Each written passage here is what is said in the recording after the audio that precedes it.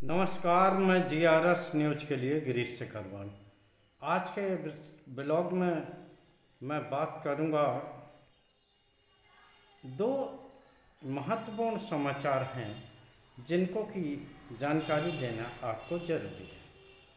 बिहार में एसआईआर को लेकर जो सुनवाई माननीय उच्चतम न्यायालय में चल रही थी, कल उच्चतम न्यायालय ने बाकायदा एक आदेश जारी करके आधार कार्ड को एसआईआर के दौरान मांगे गए 12वें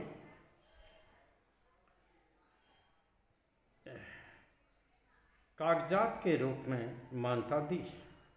आप सभी लोग जानते होंगे कि माननीय उच्चतम न्यायालय ने चुनाव आयोग को पहले ही आधार कार्ड, मतदाता पहचान प्रमाण पत्र को अपने ज़रूरी दस्तावेजों में शामिल करने का सुझाव दिया था, लेकिन ना चुनाव आयोग को मानना था, ना उन्होंने माना।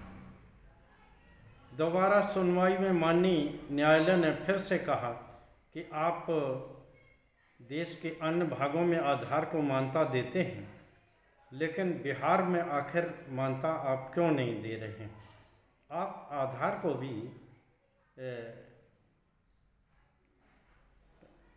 पहचान के रूप में ज़रूर स्वीकार करें और मतदाता सूची में शामिल होने के लिए इसे एक ज़रूरी अहर्ता बनाए। लेकिन चुनाव आयोग ने इस बात को नहीं माना। कल जब सुनवाई हुई तो शुरू से ही माननीय उच्चतम न्यायालय का रुख कुछ कड़ा था। उन्होंने कहा कि हम आदेश जारी कर रहे हैं कि आप एसआईआर प्रक्रिया के दौरान या मतदाता पहचान सूची में शामिल करने के दौरान आधार को एक दस्तावेज के रूप में मान्यता दें। निश्चित तौर पर इसके बावजूद भी चुनाव आयोग ने जिस तरह के वकील के जरिए यह दर्शाने का प्रयास किया कि वो तो पहले से ही आधार को मान रहे हैं, लेकिन माननीय उच्चतम न्यायालय ने इस झूठ को पकड़ लिया और सामाजिक कार्यकर्ता योगेंद्र यादव के वकील ने साफ कहा और उन्होंने 50 हलफनामा वाला एक बयान देके ये बताया कि उन्होंने आधार कार्ड लेकर संबंधित बीएलओ या मतदान अधिकारी को दिया था और उन्होंने इसे नहीं माना। निश्चित तौर पर ये दर्शाने को काफ़ी है कि चुनाव आयोग माननीय उच्चतम न्यायालय के फैसले को भी मानने को तैयार। ये स्पष्ट सबूत देखकर माननीय न्यायालय का रुख कड़ा हुआ और उन्होंने कहा कि आपको ये बात अब माननी ही होगी और आधार कार्ड को मान्यता देने संबंधी कागजात के लिए दोबारा आपको फिर से नोटिफिकेशन जारी करना पड़ेगा। जिस प्रकार से आपने पहले 11 कागजों को मतदाता पहचान पत्र में शामिल होने के लिए अहर्ता कागजात बताया था, वैसे ही आधार को भी आप करेंगे। कड़े रुख को देखकर चुनाव आयोग ने से 24 घंटे के अंदर जारी करने का आश्वासन दिया। तब भी यह देखना है कि क्या चुनाव आयोग 30 सितंबर तक, जो कि मतदाताओं की जिनके नाम काटे गए हैं मृतकों के नाम से या पता बदलने के नाम से या डबल वोट होने के नाम से, तो क्या उनके आधार कार्ड लेकर उन लोगों के भी वोट मतदाता पहचान पत्र में या मतदाता सूची में शामिल होंगे क्या? ये एक ऐसा प्रश्न है क्योंकि चुनाव आयोग पर अब इसलिए उठ रहा है कि चुनाव आयोग माननीय न्यायालय के निर्णयों को भी मानने को तैयार नहीं। कल इस निर्णय को लेकर सामाजिक कार्यकर्ता योगेंद्र यादव ने भी काफ़ी खुशी जताई। उन्होंने कहा कि लाखों लोगों को मत, जो कि एक अनिवार्य व्यवस्था है लोकतंत्र में मतदान करने की, उससे ये लोग बच जाएंगे। माननीय न्यायालय ने ये बहुत ही अच्छा काम किया।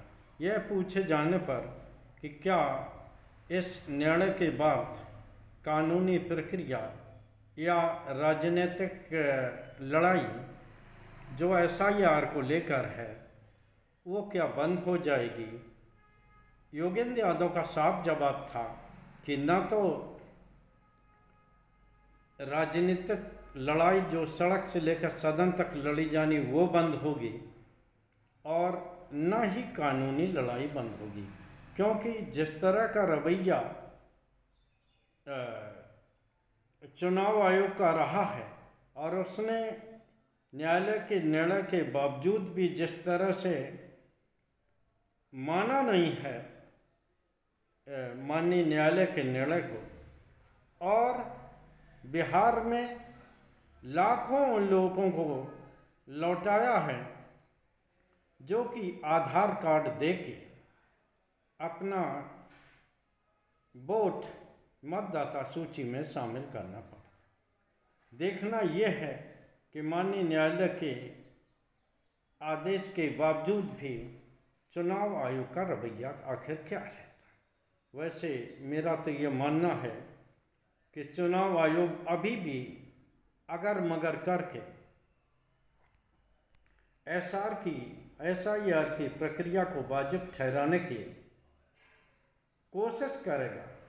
10 तारीख को उसने पूरे देश के राज्य चुनाव आयुक्त को बुलाया है और सूत्र हमारे बता रहे हैं कि जो प्रक्रिया उन्होंने बिहार में की है, अब वो पूरे देश में चरणबद्ध ढंग से या यूँ कह लीजिए एक साथ उन राज्यों में जहाँ की अगले साल चुनाव है, असम में, केरल में, पुडुचेरी में, बंगाल में और अन्य जिन राज्यों में भी चुनाव होने हैं, SIR की प्रक्रिया जारी होगी। यहाँ सवाल होता है कि माननीय न्यायालय ने जिस प्रकार बिहार की SIR प्रक्रिया में आधार कार्ड को जरूरी दस्तावेज बना दिया है, क्या अन्य राज्यों में भी यही बात लागू होगी? वैसे मैं आपको बताऊं कि जो माननीय उच्च न्यायालय के निर्णय होते हैं वो किसी एक विशेष पर लागू नहीं होते या राज्य विशेष या व्यक्ति विशेष पर, बल्कि ये एक नज़ीर होते हैं और वो नज़ीर कानूनी रूप से सभी को मानने के लिए बाध्य होना चाहिए। अगर आधार कार्ड वैध दस्तावेज बन जाता है तो मेरे ख्याल से मेरा ये मानना है कि चुनाव आयोग द्वारा कोई भी प्रक्रिया अपनाई जाए उसमें शायद विरोध का कोई असर नहीं होगा। लेकिन अगर चुनाव आयोग न्यायालय के निर्णय को अगर मगर करके नहीं मानता है तो ये निश्चित तौर पर न्यायालय की अवमानना होगी और न्यायालय को इस संबंध में चुनाव आयोग के खिलाफ कड़ी कार्रवाई करनी ही चाहिए। आज उपराष्ट्रपति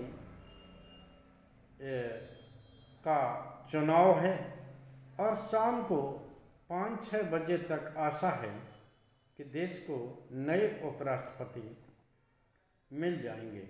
वैसे मैं आपको कई बार बता चुका हूँ, संख्या बल एनडीए के पास है, लेकिन चुनाव होता है और जब तक परिणाम न आ जाए तब तक दोनों पक्षों के मन में खदबदाहट होती ही रहती है। जैसे कि अभी सत्ताधारी दल के खेमे में भी खदबदाहट है। देखना यह है कि आज शाम को चुनाव परिणाम कैसा आता है।